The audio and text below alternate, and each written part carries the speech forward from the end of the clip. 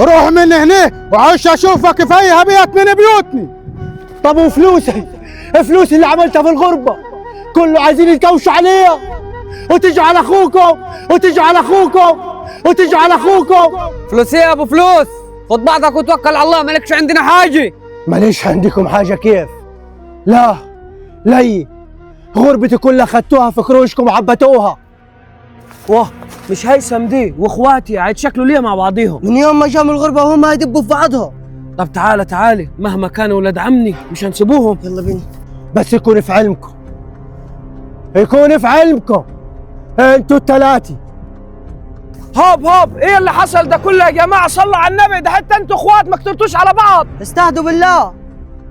عاجبك كده؟ فرجت علينا اللي يسوى واللي ما يسواش. باه الكلام ده كبير قوي، وبعد جديد احنا عيال عم يعني ما جيتكمش من برا. اللي خلاه عفش مع اخوه مش هيعفش مع القريب. قريب ولا غريب، اتوكلوا على الله عشان المشكله ما تبقاش معكم انتوا. واه يا ولاد عمي، دلوقتي بقينا اغراب، عمر الضفر ما يطلع من لحم واحنا ما كترناش على بعض. ايه اللي حصل يا هيثم ده كله؟ فهمني يا اخي. انا هحكي لك يا ابو السريع اللي حصل كله.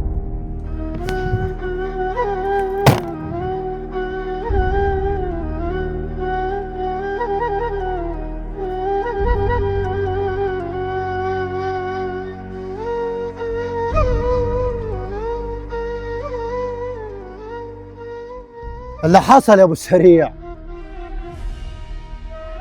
ان انا اتغربت 17 سنة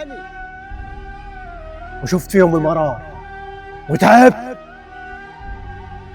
وفي الاخر كل الفلوس اللي كنت نبعتها لهم من غربتي جيت لقيت اخواتي ما شاء الله كل واحد بني له بيت وما فاكرينش في اخوهم عادي كده. بسألهم بقول لهم يا اخواتي هو انتم عملتوا لنفسيكم بيوت ولا لا؟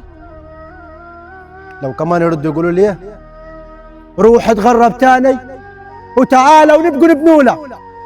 يهديك الكلام ده يا ابو السريع؟ لا غلطانين، المفروض زي ما عمروا لنفسيهم كان عمروا لك، وكان على الاقل يا اخي ادوا لك بيت من بيوتهم. وبعد كده مش ناقص تشرح يا هيثم، انا شفتك في الغربه كنت تشقى ليل ونهار عشان تبعت لاخواتك.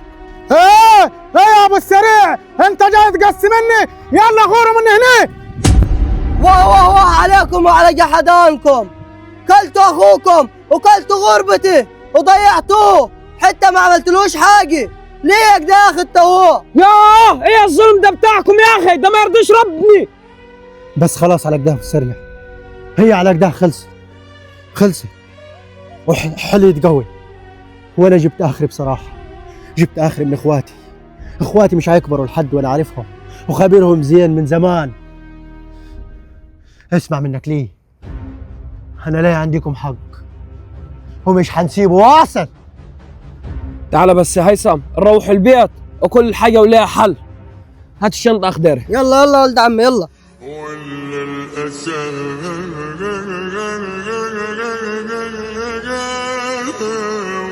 في لومهم قالوا وش تكفيني، قالوا وش تكفيني. أمان أمان أمان أمان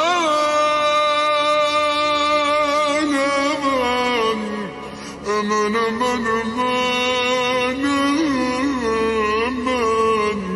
أمان أمان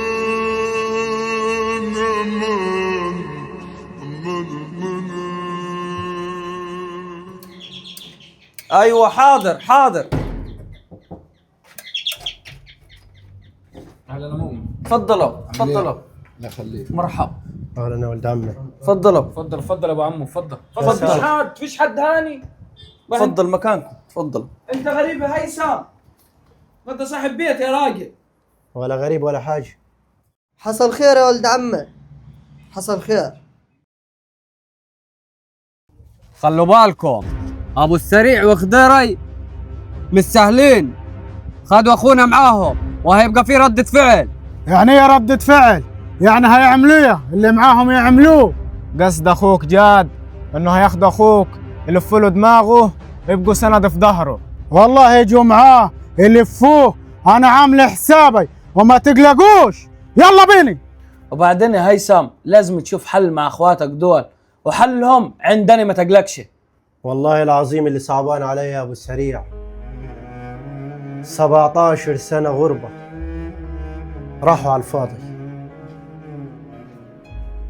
واللي مزعلني ان الضربة ما جايليش من حد غريب، جايلي من اخواتي، وان انا ما عملتش معاهم حاجة وحشة، وكنت براعي لهم وانا في الغربة، وما كنتش حارمهم من حاجة. واول ما يكبروا على اخوهم. طب وانتوا يا هيثم ما دخلتوش حد كبير من العيلة يحل لكم الموضوع؟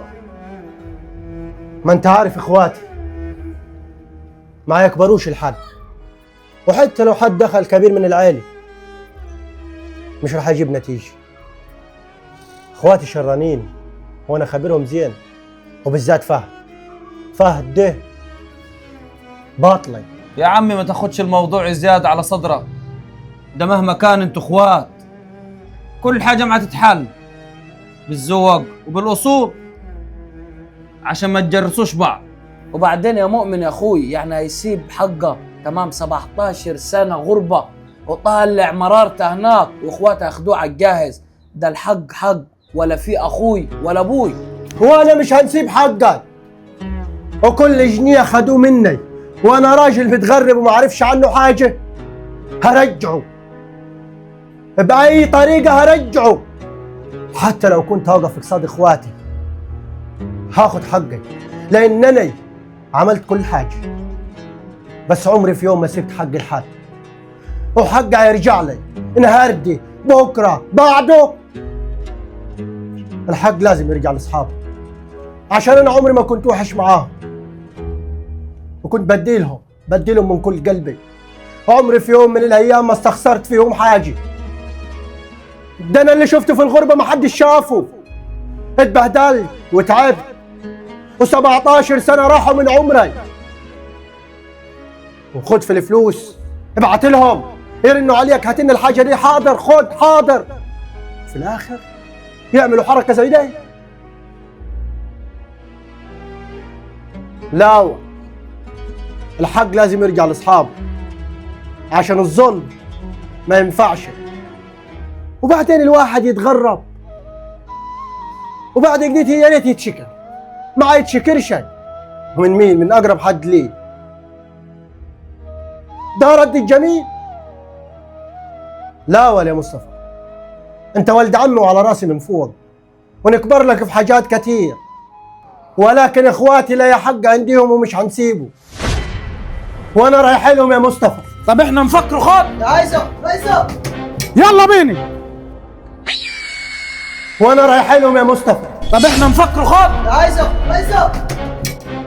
ولا الأسى